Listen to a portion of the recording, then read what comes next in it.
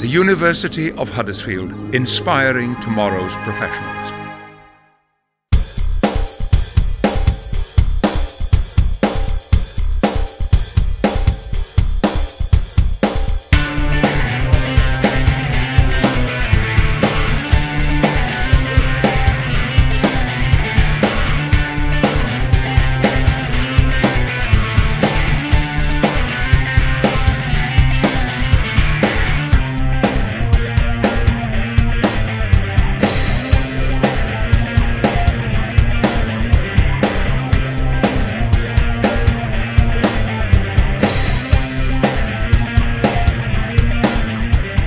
I just want us to take a moment to thank our staff development people and our Teaching and Learning Institute in the usual way for organising this conference. Thanks very much.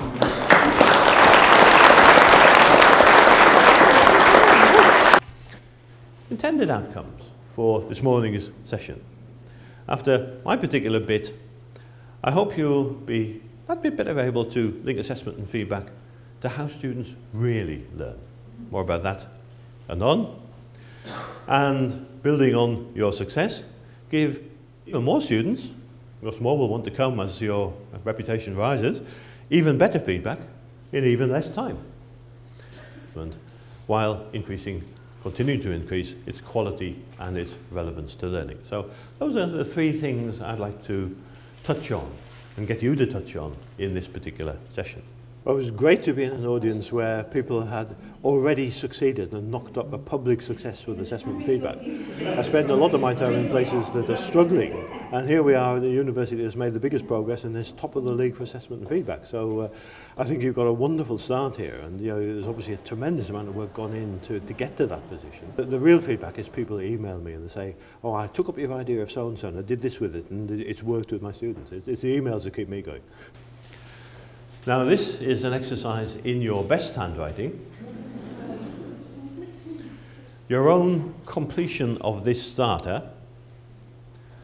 Assessment and feedback will be even better for me if only I. Write a short ending to that starter on your post-it.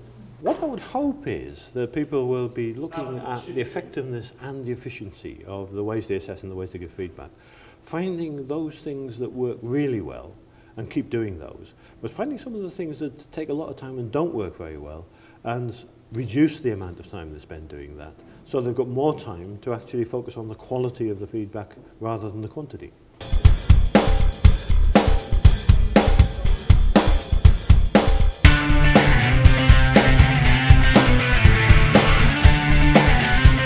Because one of the problems we face is that we think the students don't really pay attention. They just want the mark.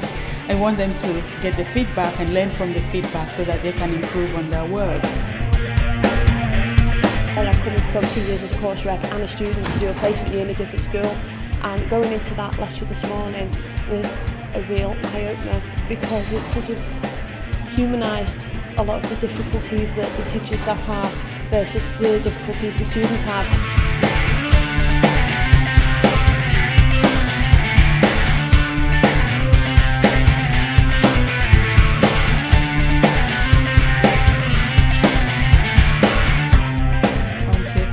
Look at what develops a graduate, an undergraduate as they move into to graduate and into the first year. Well, what we were trying to do was we were getting the delegates to actually look at different parts of the what we call the praise sandwich. So looking at as an activity, looking at how they boost their students' confidence, but at the same time give them effective critical feedback in a positive but supportive way.